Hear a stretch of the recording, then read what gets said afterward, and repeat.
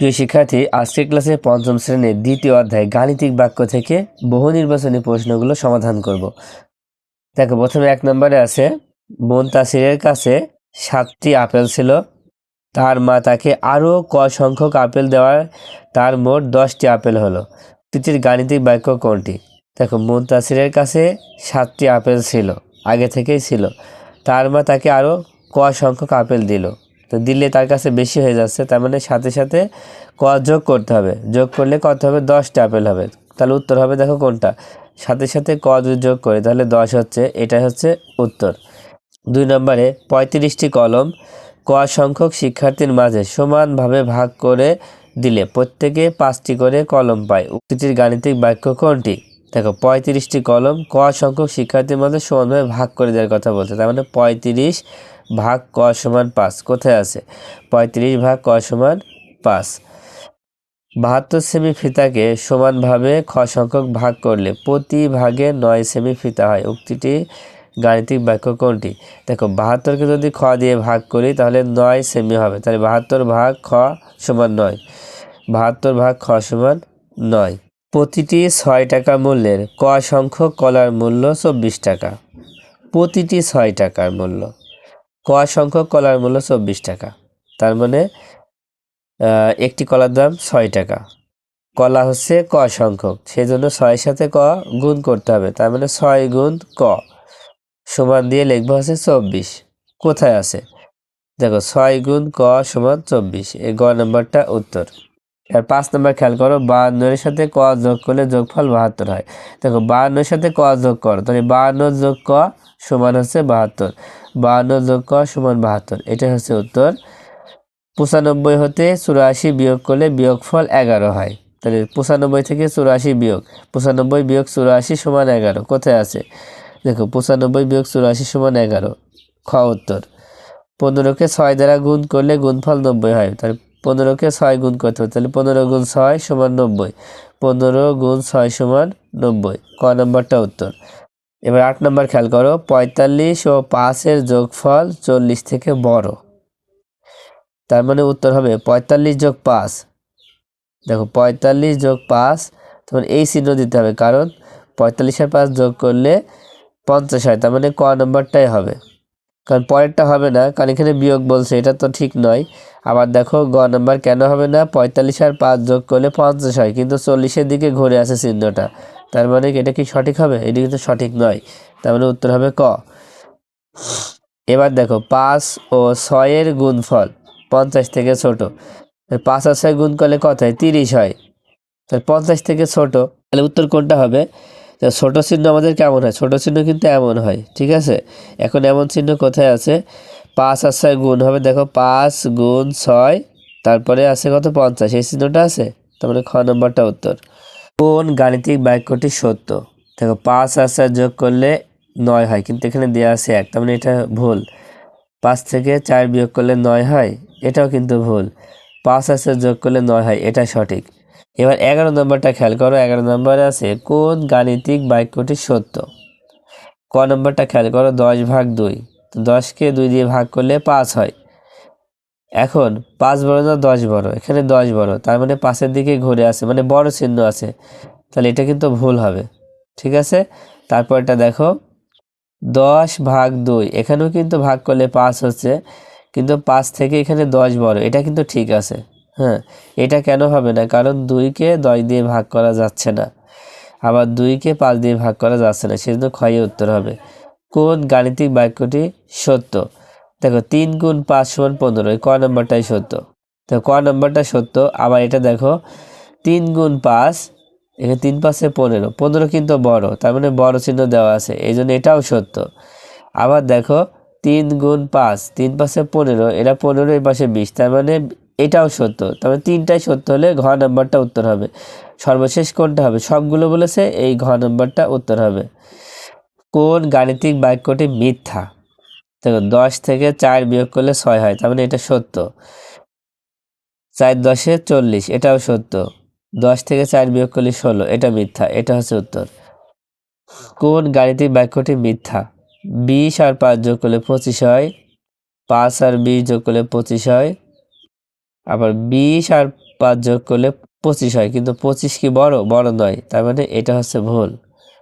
কোন গাণিতিক বাক্যটি সত্য না মিথ্যা নির্ণয় করা যায় না? দেখো এই গ নম্বরটা সত্য না মিথ্যা নির্ণয় করা যায় না, কারণ এখানে দেখো 11 5 16 হয়, এটা সত্য। 11 থেকে 5 বিয়োগ করলে 6 হয়, এটাও সত্য।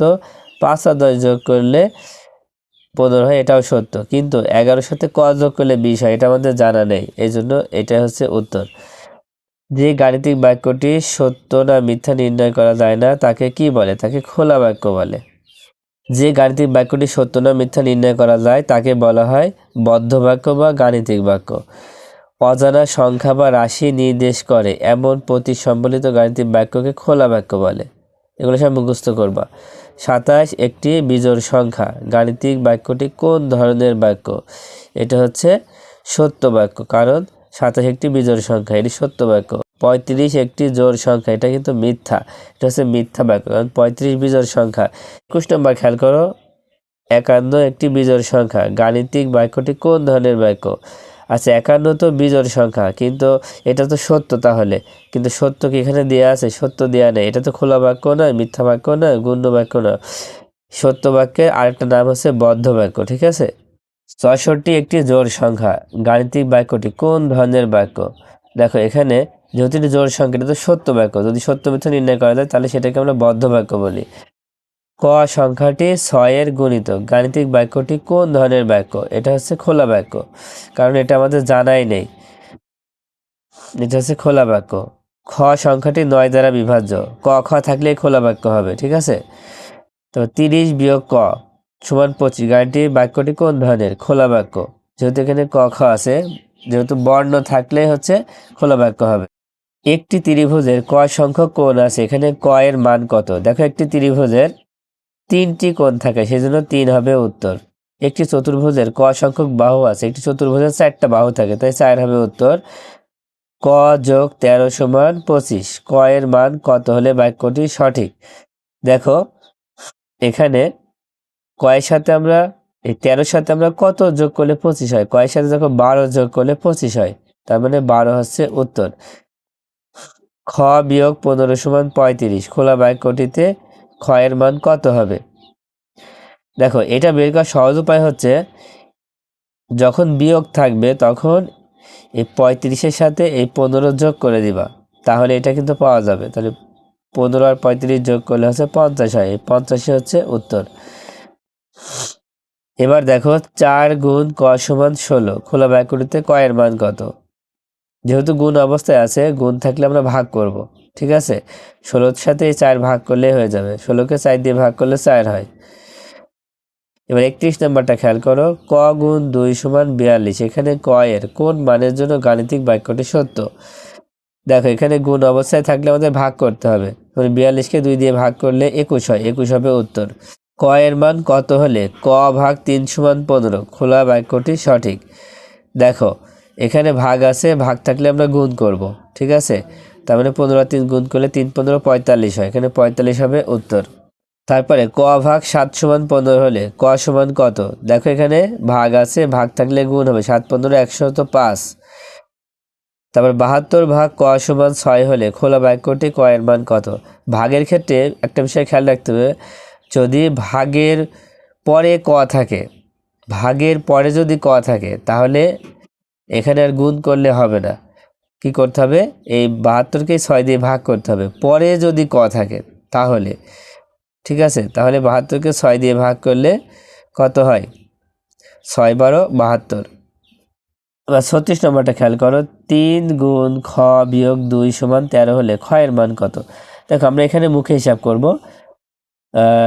3-এর সাথে খ গুণ অবস্থায় থাকায় আমরা প্রথমে এই 13-র সাথে এই 2 বিয়োগ আছে, তাই বিয়োগ থাকলে যোগ করব।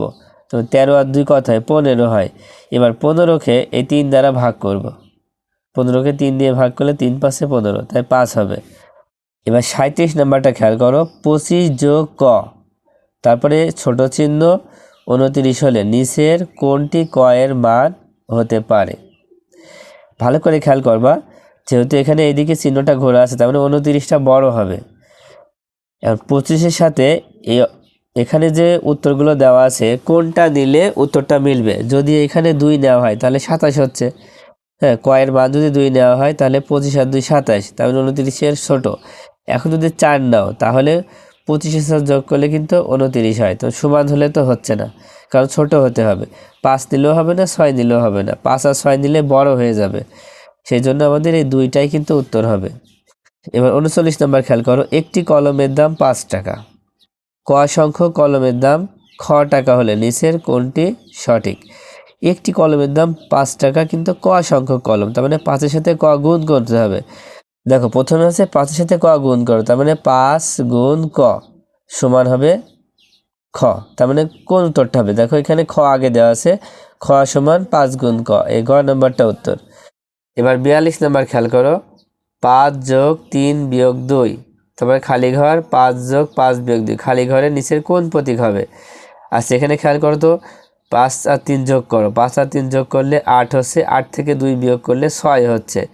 আবার দেখো 5 আর 5 যোগ করলে 10, 10 থেকে 2 বিয়োগ করলে 8 হচ্ছে। এখন 6 বড় না 8 বড়, 8 যেহেতু বড় আর 6 যেহেতু ছোট, তাহলে প্রথমটা যদি ছোট হয় তাহলে এখানে ছোট প্রতীক বসাতে হবে, তার মানে এই প্রতীকটা হবে। এবার 43 নম্বর খেয়াল করো, 43 নম্বরে প্রথমে আমরা কি করব, 6 আর 6 গুণ করবো, 6 6 36, 36-এর সাথে 7 যোগ করলে কত হবে, 43 হবে। এটা হচ্ছে 43 হলো। তারপর দেখো 6-কে 6 দিয়ে ভাগ করলে 1 হয়, 1-এর সাথে 7 যোগ করলে কত হবে, টোটাল 8 হবে। যদি 8 হয় তাহলে দেখো 43টা বড়, তার মানে এখানে বড় চিহ্ন বসবে। কোনটা, গ নম্বরে আছে। 20-এর সাথে কত যোগ করলে যোগফল 25 হবে। দেখো 20-এর সাথে যদি আমরা 5 যোগ করি তাহলে 25 হবে, তার মানে উত্তর হবে 5। 32 হতে কত বিয়োগ করলে বিয়োগফল 30 হবে। এই 32 থেকে যদি আমরা 2 বিয়োগ করি তাহলে কত হবে, 30 হবে। এটা বের করার উপায় হচ্ছে 32 থেকে 30 বিয়োগ করলে যা হবে সেটা হচ্ছে উত্তর, তার মানে এখানে 2 হবে। কোন সংখ্যাটির দ্বিগুণ সমান 18 হবে। কোন সংখ্যাটির দ্বিগুণ, তার মানে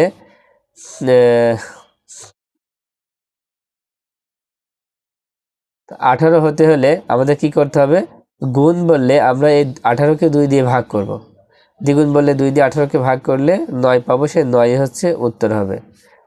তারপর দেখো কোন সংখ্যাটি 5-এর 3 গুণ অপেক্ষা 1 কম। কোন সংখ্যাটি 5-এর 3 গুণ অপেক্ষা 1 কম। প্রথমে 5-এর 3 গুণ কত হয়, 5-এর 3 গুণ হচ্ছে 15 হয়, 3 5-এ 15, তার থেকে 1 কম হলে 1 বিয়োগ করলে 14 হয়, উত্তর হবে 14। আচ্ছা এবার 48 নম্বরটা খেয়াল করো, হিসাবের ক্ষেত্রে কোন দিক থেকে হিসাব করা হয়। দেখো আমরা সবসময় বাম থেকে ডান দিকে হিসাব করি, তাই খ নম্বরটা উত্তর। এবার 49 নম্বরটা খেয়াল করো, বন্ধনী থাকলে কিসের কাজ আগে করতে হয়। বন্ধনীর ভিতরের কাজ আগে করতে হয়। বন্ধনী কয়টি, বন্ধনী 3টি। প্রথমে কোন বন্ধনীর কাজ করতে হয়, প্রথম বন্ধনীর কাজ আগে করতে হয়। কোনটি প্রথম বন্ধনী, দেখো এখানে এই ক নম্বরটা প্রথম বন্ধনী, তাহলে এই প্রতীকটির নাম কি, এটা হচ্ছে দ্বিতীয় বন্ধনী। কোনটি তৃতীয় বন্ধনী, তৃতীয় বন্ধনী হচ্ছে গ নম্বরটা। দেখো 15 যোগ 2 গুণ 3 সমান কত। প্রথমে আমরা গুণের কাজ করব, দেখো 3 দোকানে 6, 6-এর সাথে 15 যোগ করলে 21 হয়, 21 হচ্ছে উত্তর। তারপরটা দেখো 52 বিয়োগ 30 ভাগ 5, এখানে ভাগের কাজ আগে করব, কারণ সবসময় যোগ বিয়োগ গুণ ভাগ তাহলে ভাগের কাজ আগে হয়। 30-কে 5 দিয়ে ভাগ করলে 6 হবে, এবার 52 থেকে 6 বিয়োগ করলে 46 হবে।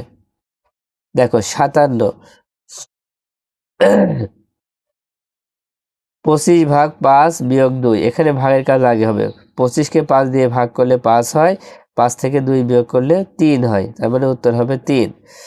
তারপরে দেখো এখানে গুণ আর যোগ আছে, গুণের কাজ আগে করি। 5 ছক 30, 30-এর সাথে 7 যোগ করলে 37, উত্তর হবে 37। এখানে দেখো ভাগ আর বিয়োগ আছে, ভাগের কাজ আগে হবে। 45-কে 9 দিয়ে ভাগ করলে 5 নাম 45, 5 হবে, 5 থেকে 5 আবার বিয়োগ করলে 0 হবে। তারপরে দেখো এখানে যোগ আছে, এখানে গুণ আছে, গুণের কাজ আগে হবে। 4 5-এ 20, 20-এর সাথে 7 যোগ করলে 27 হবে।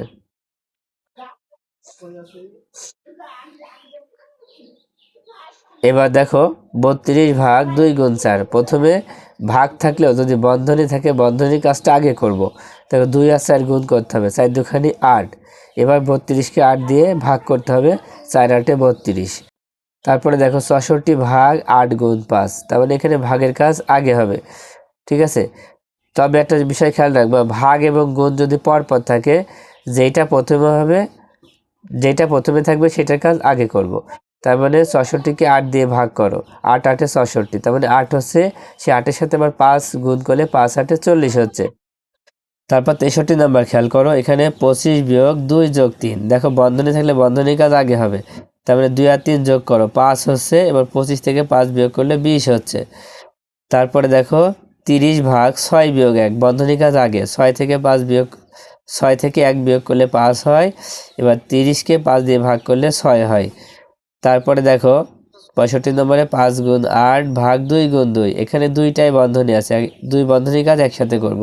5 8 40 আর 2 দুখানি 4, এখন 40কে 4 দিয়ে এবার মাঝখানে ভাগ আছে, ভাগ করলে কত হবে? 10 হবে। তারপরে খেয়াল করো 66 নম্বরে, এখানে আমরা এই বন্ধনীর কাজটা আগে করব, দেখো 6 হবে। তারপরে বন্ধনী 6 হওয়ার পরে এবার কি করবা, এবারে 12কে 6 দিয়ে ভাগ করো, এখানে 2 হচ্ছে, এবার 2কে এই 2 দিয়ে ভাগ করো, তার মানে 1 হবে।